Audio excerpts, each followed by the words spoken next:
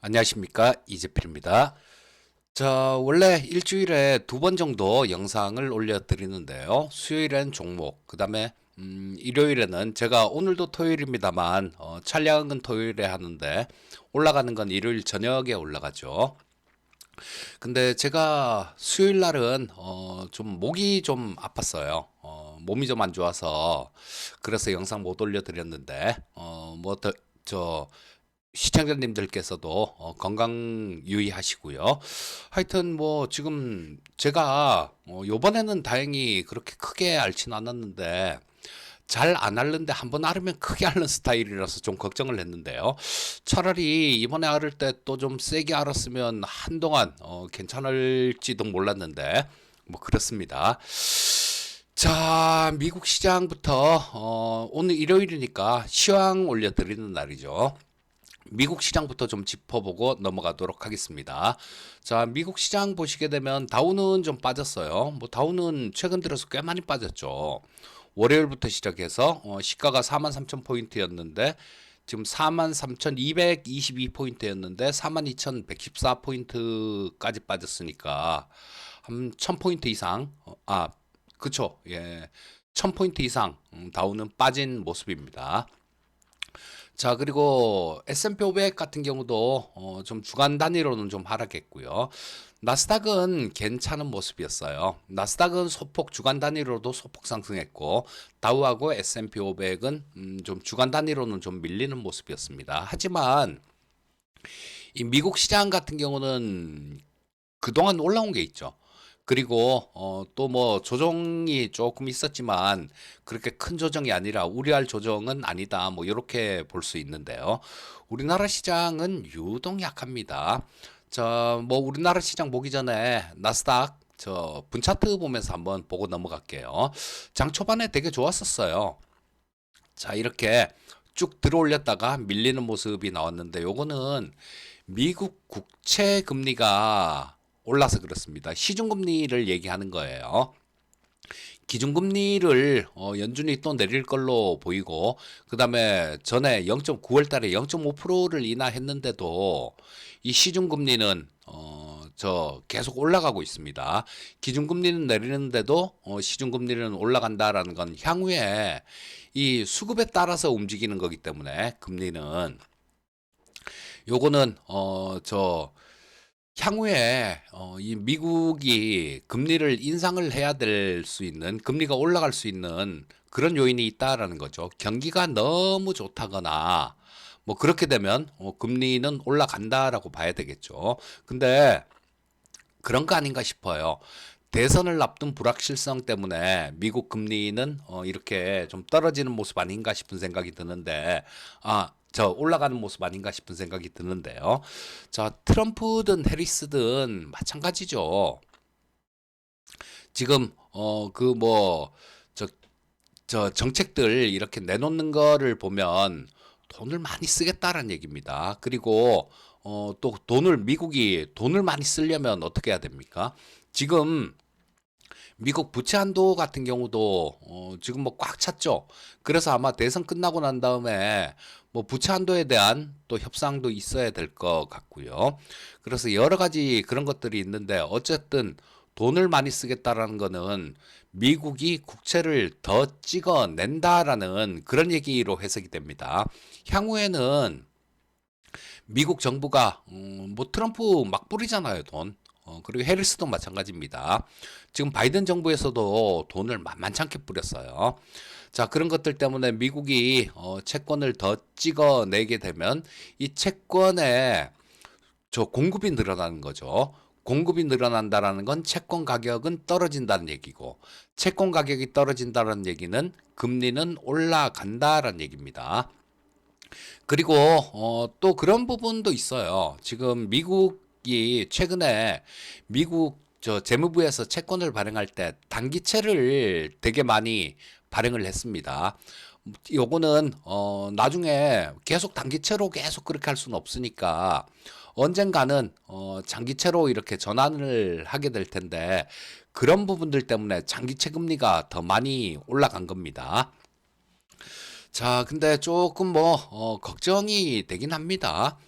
이거 뭐 언제까지 미국이 돈을 이렇게 찍어내서 할 수 있을지 뭐 그거는 좀 의문인데요. 참 좀 이 주변을 보면 조금 답답한 부분들이 좀 있습니다. 자, 근데 뭐 우리는 그거를 그런 걸로 인해 갖고 전 세계적으로 좀 어려워질 수도 있다라는 그런 생각도 저는 하는데요. 일단 그거는 미국 대선 끝나고 난 다음에 생각해 봐야 될 문제고, 지금 뭐 이번 주 같은 경우는 미국 쪽에서도 이번 주부터 굉장히 큰 이벤트들이 많이 있어요. 자, 미국 쪽도 그렇고 우리나라도 마찬가지로 굉장히 큰 이벤트들이 있는데, 어떤 게 있냐면요. 자, 지금 이번 주에 미국의 빅테크 기업들 지금 실적 발표 시즌인데요. 빅테크 기업들이 이번 주에 실적 발표를 다 합니다. 자, 뭐 수요일 저녁에는 메타하고 메타, 그다음에 마이크로소프트. 자, 요런 기업들이 실적 발표가 있어요. 자, 그리고 목요일에는 애플, 그다음에 아마존, 이런 기업들이 실적 발표가 있습니다. 자, 이거 하나같이 시장에 좀 큰 영향을 줄 수 있는 그런 기업들이 실적 발표가 예정이 돼 있는 거예요. 근데 지금 S&P 500 전체 기업들 중에 실적 발표한 기업들이 한 75% 정도가 예상치를 상회했습니다. 자, 이 얘기는 항상 그래요. 우와, 높다 이렇게 볼 건 아닙니다. 평균치가 한 77% 정도가 어닝 서프라이즈가 나오는데, 지금 올해는 오히려 조금 줄어든 모습이에요. 그만큼 실적 전망치를 보수적으로 내놓는다라는 얘기로 해석할 수 있을 겁니다. 자, 그래서 이런 부분들이 미국 시장에 뭐 개별 종목 주식 개별 종목이 영향을 줄 만한 건 이런 부분들이 있고, 또 다른 부분들도 있죠. 경제 지표도 나옵니다. 자, 목요일 날, 그 PC 지표가 나와요. PC는 간략하게 보면, PC는 뭐 그렇게 큰, 영향을 주진 않을 것 같습니다. 왜냐하면, 자, 보시면 요게 소비자 물가인데요. 지금 화면에 있는 게, 여기 CPI가 있고 PC가 있습니다. 칸을 요렇게 제가 구분해 놨죠. 이 CPI는 노동부에서 발표되는 거, PC는 상무부에서 발표되는 거. 근데 이 CPI는 월 초중반에 나옵니다. PC는 월 말에 나와요. 근데 이 PC 같은 경우는 물론 뭐 항목도 약간 다르고 가중치도 좀 다르지만요. 아, 참고로 연준에서 참고를 하는 지표는 CPI가 아니라 PC를 발표를 합니다. 근데 왜 CPI 하냐? CPI를 먼저 발표하기 때문에 그래요. 자, 참고 자료가 될 수 있죠. 자, 9월달 CPI를 보면, 0.4 전년 동기 비해 갖고는, 그 다음에 전월 비해서 0.2. 대체로 물가가 좀 안정된 모습을 보이죠. 그러니까 아마 이 PC 물가도 그렇게 큰 변화는 없을 겁니다. 조금 뭐 이렇게 하향 안정되는 그런 모습이 나오지 않을까 싶은 생각이 들고요. 자, 그 다음에 더 중요한 거는 최근 이게 물가를 중요시해야 되는 시장이 있고요. 또, 고용을 중요시해야 되는 그런 시장이 있는데, 지금은 고용이 좀 더 중요한 시장이죠. 근데 제가 걱정하는 것 중에 한 가지는, 그거는 조금 걱정도 됩니다. 어떤 거냐 하면, 이 미국이 물가가 튀어 올라올까봐, 다시 튀어 올라올까봐, 그게 좀 걱정인데요. 왜냐하면 이유는 있죠. 지금 뭐 연준이 금리를 인하하면 아무래도 물가 상승 요인이 있을 거고, 또 트럼프든 해리스든 물가를 자극할 수 있는 그런 부분들이, 그런 정책들이 좀 있습니다. 특히 트럼프의 경우에는 보편 관세 10%씩 다 때릴 거야, 이런 얘기를 하잖아요. 전 세계 국가들한테 10%씩 관세를 다 물리겠다. 중국 같은 경우는 60%씩 물리겠다. 이런 얘기를 합니다. 그렇게 되면 미국 내 소비자 물가는 올라갈 수 있는 상방 압력이 굉장히 강하다라고 봐야 되겠죠.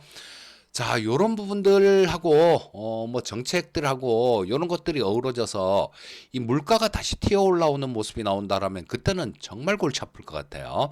우리 2022년도에 물가가 급등하면서 시장이 굉장히 어려웠지 않습니까? 근데 물가가 재차 다시 올라가게 된다라면 이거는 그때보다 훨씬 더 머리 아픈 일이 생길 수 있을 겁니다. 그래서 저는 뭐 이 물가 지표도 마찬가지로 중요하게 향후에 저 한동안은 되게 중요하게 봐야 된다라는 생각이에요. 하지만 이번 달 그러니까 이번 주 목요일에 나올 물가는 시장에 그렇게 큰 영향을 미치지는 못할 가능성이 많습니다. 자, 고용지표가 중요한데요. 자, 이 고용지표는 지금 예상치 나오는 거 보게 되면 여기 실업률 같은 경우는 4.1% 그대로 예상치가요. 지금 4.1% 정도 전달하고 같은 수준 요 정도로 예상치가 나오고 있고요. 이 비농업 일자리가 전달에 굉장히 많이 늘어났죠. 자, 근데 요게 지금 한 14만 건 정도 그 정도가 예상치로 나오는데 이 예상치도 14만 건이죠. 14만 건입니다. 14건이 아니라 14만 건이죠. 자, 이 14만 건 지금 예상치가 나오는데 요거도 조금 바뀔 가능성도 있어요. 지금 그 예상치도 조금씩 내려가고 있는 모습입니다. 그래서 나중에 발표되기 조금 전에는 아마 예상치가 이거보다 14만 건보다 더 내려갈 수도 있어요. 그리고 이번 달 고용 같은 경우는 조금 좀 부진할 가능성이 높죠. 왜냐하면 그런 거 있습니다. 보잉 파업이 있었잖아요.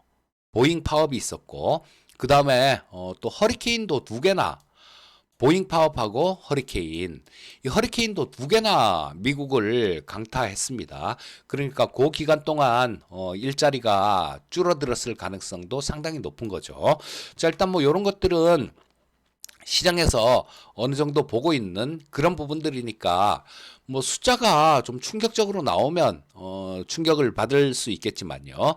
자, 뭐 요쯤에서 지금 예상치 나오는 거 요 정도에서 나온다라면 뭐 그렇게 큰 무리는 없을 겁니다.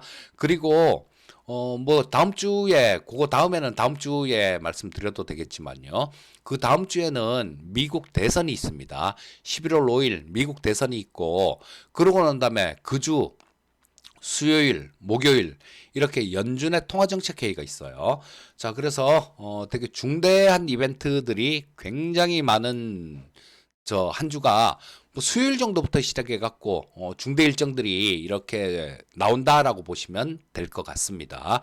그래서 뭐 이 결과에 따라서 좀 시장의 변동성들도 좀 생길 수 있다라고 보고요.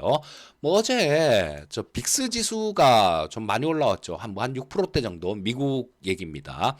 6%대 올라와서 요거 역시 마찬가지 시장에 좀 변동성이 있을 수도 있다라는 걸 예고해 준다. 뭐 요렇게 볼 수 있을 겁니다. 자, 근데 미국 시장이나 뭐 다른 나라 시장들은 나름대로 괜찮죠. 근데 우리나라 시장은 바보짓도 바보짓도 이런 바보짓이 없는 것 같습니다. 자, 여기 주봉인데 뭐 코스피 같은 경우는 일단 뭐 주간 단위로는 그렇게 많이 빠지지는 않았어요. 자, 근데 코스닥 시장 같은 경우는 3% 이상 급락하는 모습이 나왔죠. 자, 우리나라 시장이 왜 이렇게 불안하냐? 뭐 이유를 나름대로 좀 찾아보면 그런 거죠. 지금 3분기 우리나라 기업들 실적들 같은 경우는 부진한 기업들이 굉장히 많죠. 발표되고 있는데 자, 기업 실적들이 안 좋다라는 거 이런 부분도 있을 수 있고요. 뭐 얼마 전에 며칠 전에 발표됐던 우리나라 GDP가 0.1%밖에 성장이 안 됐지 않습니까? 요거 하느니나 시장 예상치에서는 뭐 0.4%나 0.5% 물론 속보치긴 하지만요.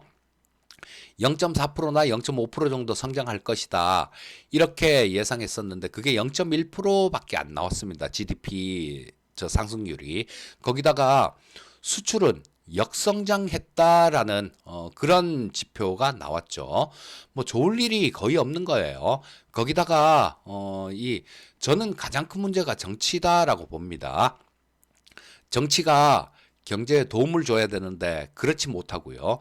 정치가 오히려 경제의 발목을 잡고 있다라고 봅니다.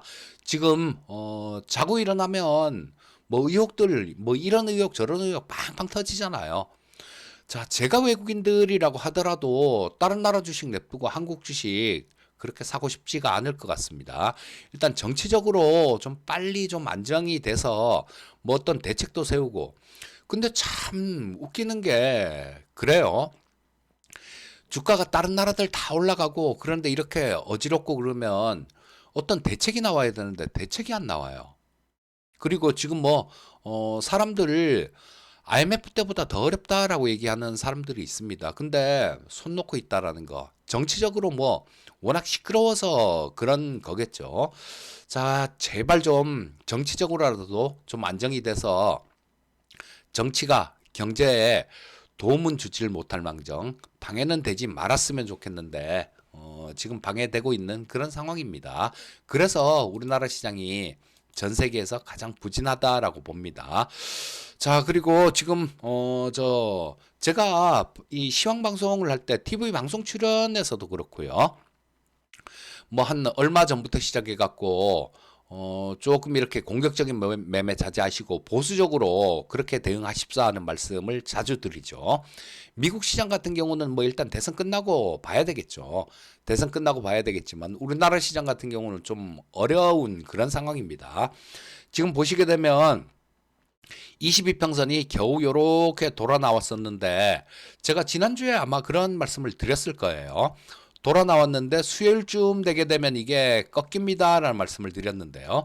자, 꺾여 버렸죠. 20선도 요렇게 꺾여 버렸습니다. 자, 그리고 그 위에는 62평선 그대로 이렇게 좀 위에서 아래로 이렇게 찍어 누르고 있는 형국이기 때문에 지금 이런 분위기에서 이걸 쉽게 뚫고 가긴 어려울 겁니다. 또한 밑에 거래대금을 보시면 자, 이틀 동안 음선이 났는데 여기 일봉 얘기하는 거죠. 음선이 나면서 거래대금 자체가 늘었어요. 요거는 상승 압력보다 하락 압력이 크다라는 걸 의미하는 겁니다. 그리고 뭐 파생 시장, 옵션 시장은 이번 물은 그렇게 크게 볼 거 없을 것 같고요. 선물 시장에서 외국인들은 그냥 단타 치느라고 눈 뻘개서 단타 치는 것 같아요. 아주 그냥 단타의 진심인 것 같은 외국인들. 그리고 얘네들도 매매를 해보면 알아요. 막 매수를 막 했을 때 지수가 딸려 올라가는 강도보다 매도를 쳤을 때 지수가 밀리는 강도가 훨씬 빠릅니다. 자, 그런 현상들이 나오니까 얘네들도 매수해 갖고 매수 포지션을 먼저 취하고 매도로 청산해서 돈을 버는 것보다 매도 포지션을 먼저 취하고 주가가 떨어지면 그걸 청산해서 수익을 내는 게 훨씬 편하다라는 얘기예요. 자, 그래서 뭐 일단 제가 계속 그런 말씀드리죠. 쫓아다니면 당합니다. 쫓아다니면 당하니까 좀 쫓아다니지 마시고요. 저 뭐 종목들을 매수를 하더라도 어떤 섹터를 노리더라도 기다리시면 저 가격대가 더 좋은 가격대가 올 수 있는 게 지금 같은 시장입니다. 자, 그래서 장 좋습니다. 뭐 이것도 사고 이것도 좋고 저것도 좋고 다 좋습니다. 이런 말씀을 드려야 되는데 참 시장 상황이 그렇질 못해서 저도 좀 되게 안타깝습니다. 자, 뭐 시장에 대해서 결론 내려드리면요. 뭐 조금 보수적으로 대응하십사. 그리고 매수를 하려면 철저하게 종목별로 빠져서 지지선 근처에 있는 종목들, 요런 종목들을 매수하시고 절대로 쫓아가서는 안 된다.